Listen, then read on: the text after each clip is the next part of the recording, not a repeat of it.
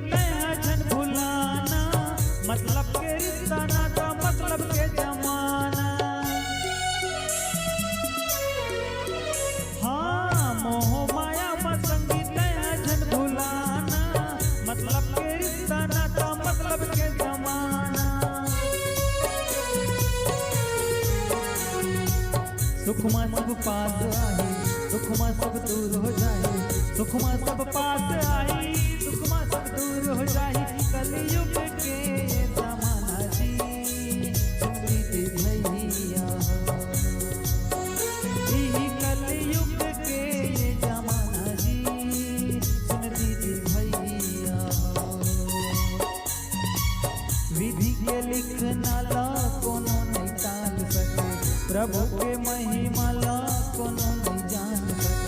विधि के लिखना ला कोनो नहीं टाल सके, प्रभु के महिमा ला कोनो नहीं जान सके।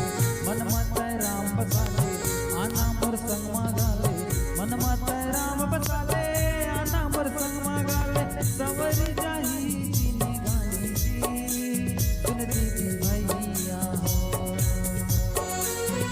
सवर जाही जिनी गानी जी सुनती भैया हो,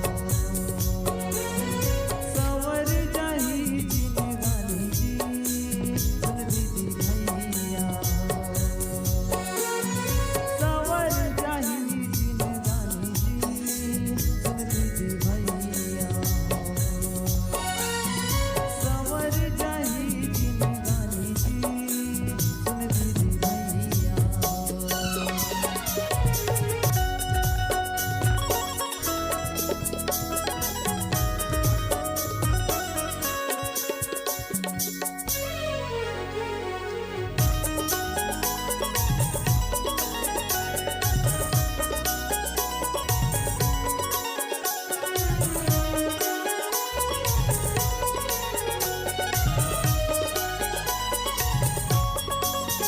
सत्संग के गंगा में नहा लेते जी नहा लेते ना, सत्संग के गंगा में नहा लेते जी नहा लेते ना।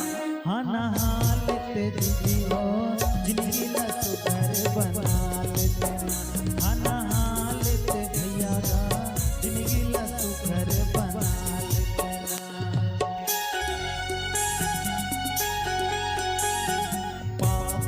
मैले भरे तनमा होवा जाही संगी सब तुरंग, नहीं है ठिकाना गजतन कर ले, चार दिन की जिंदगी भजन कर ले। पाछू पड़ी पछताना जी सुनती भैया हो, तोला पाछू पड़ी पछताना जी सुनती भैया हो।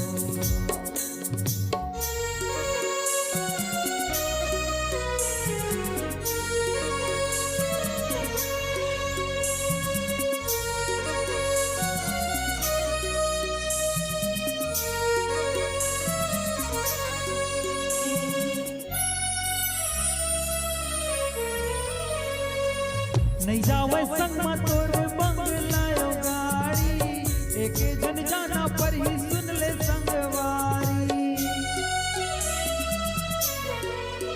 हाँ नहीं जावे संग में तोर बंगलायो गाड़ी, एक जन जाना पर ही सुन ले संगवारी। छुट जाही घर दुआरी औ संगी संगवारी, छुट जाही घर दुआरी औ संगी संगवारी। चीता मले के सुताही गा सुनती भैया हो, मर घटिया मले के जलाही हो सुनती भैया हो। विधि के लिखना ला कोनो नहीं टाल सके, प्रभु के महिमा ला कोनो नहीं जान सके। विधि के लिखना ला कोनो नहीं टाल सके, प्रभु के महिमा ला कोनो नहीं जान